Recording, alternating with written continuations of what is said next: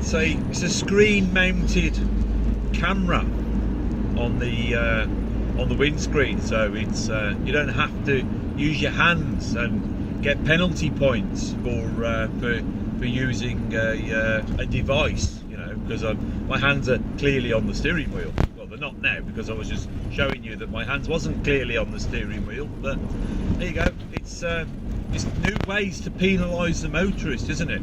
I just coming past some ploughed fields. It's April the 1st today, isn't it? And it's you noticed all the farmers are ploughing everywhere, and I swear the only reason why that they plough the fields up is to stop metal detectorists from going on. You know, when they've seeded the fields, it's not on. It's not fair. It means you know, everyone thinks that they're ploughing it just for food. They're not. They are literally doing it to stop metal detectorists from going on and digging up all the gold and all the silver. It's really unfair. Another thing I've noticed as well is supermarkets, right? You know, I'm a white van driver, yeah? And there is no parking facilities apart from stupid sized car park spaces just for cars. You know, I want to park right outside the front of the store, and I can't because you've got mother and child parking and you've got disability parking. Well, in the disability parking, you've got like 4x4s, haven't you, really?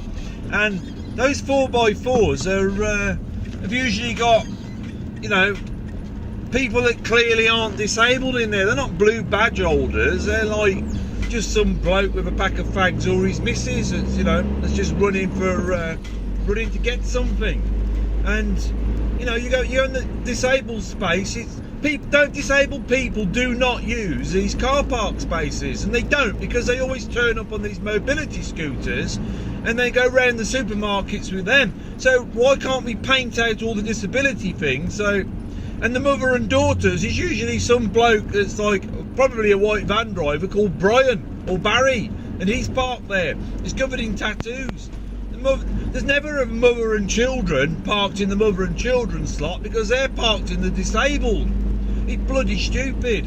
I'll just get rid of them, right, and just have big lanes to park. In fact, on these car parks, don't have any spaces parked at all. You won't get your car doors scratched then, there'll be loads of room to park. It'd be great.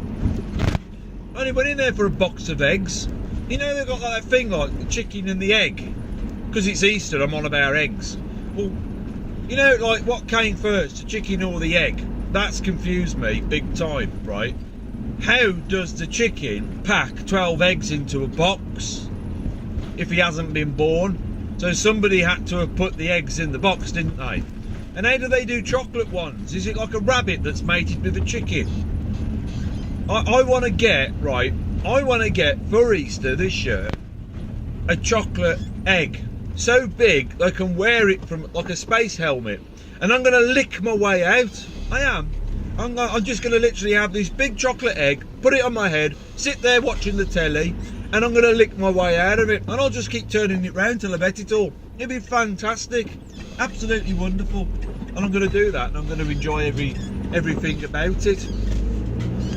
Why do pigeons always sit on lampposts? Have you not noticed that when you're driving along? Every time you look up, there's a pigeon sitting on a lamppost. What's wrong with a bloody tree? Are they town pigeons or something? Is it only the pigeons in the countryside that you paint little white rings round them to say like, oh, I've got a white ring round my neck so I live in the countryside? Yeah, if you're a pigeon with a ring on your leg, you're a town pigeon and you have to go and land on lampposts and sit there. Or shop windows, apart from they keep putting metal spikes on the shop windows to stop pigeons landing. You know, I can't understand the difference between towns and cities. I mean, I'm a bit of a country lad myself, I suppose. I'm from the Black Country, so it's all trees and chimneys, and it's great. It's great, but you know, you don't get Black Country pigeons out there that sit on lampposts. No, they carry flick knives and bottles, and they'll do you for your wallet. Don't hang around them pigeons, I'm telling you. That's Black Country for you. So other than that, it's been I haven't been caught out April Fools much, not a massive amount. I've been caught out quite a lot, like turning up at the newsagents and trying to buy the paper, and you know, he wanted like 45 pence, and I'm like, no mate, it's only 20. And he's, no it's not, it's gone up, it's 45 pence. Nah mate, it's April Fool's, innit? Oh, I want my paper, and there's the 20 pence. And I've got into a right argument with him. You know, he's ended up like really having a go and calling the police. Well, that's not my fault. His plate glass window fell out of his shop when I slammed the door. I mean, you know, it's only a 20 pence paper, innit? You know, like, you know, I don't know why they get het up about it. He's only like, you know, he wanted another 25 pence. Well, I mean, his plate glass window's going to cost him more than that. Crazy, absolutely crazy. Bloody learner drivers, look at this, right?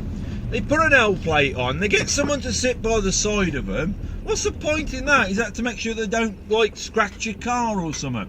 Because you got the bloke sitting by the side of them going, don't go above the 30 mile an hour zone. No, you've got to do 28 or 29. You can't do 30.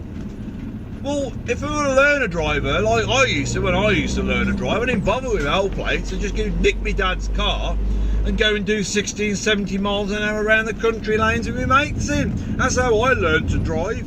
Either that or I put a window through on a car and took it down the field and trashed it.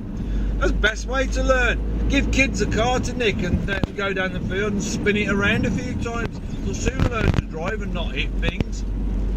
Don't put them on the road to get them in the way. Bit like bloody farmers with their sodding tractors. They only go there on a Sunday, don't they, with the old people on a Sunday. They're sitting there and you got like a worst case scenario. You got an old person and then you got a tractor in front, usually pulling something, followed by some twat on a disability scooter on the pavement slowing everything down. And then you got like two cyclists, one side by side. How's that work? You know, they don't even pay a road tax, and they're like side by side in in their push bikes on the side of the road. They don't pay road tax. You got to like really try to indicate to go round them. Try not to clip them round the back of the ear with your wing mirror. And you know, it's like horse riders as well. You get two horses either side, ride side by side. You know, waving their little arms, going, you know, ride slowly, ride slowly. Yeah, I'd get done if I drove side by side in my van. I mean, there was one of these double D diamond buses the other day, and he was going too slow, so I took my van down the side of him. You want to hear people beeping their horns and everything because you wouldn't let me past them to get pulled over, and it's just wrong, isn't it? It's just wrong. Well, anyway, I'm going in to have a sandwich. I'm on a diet, so I've cut down to half a loaf. All right.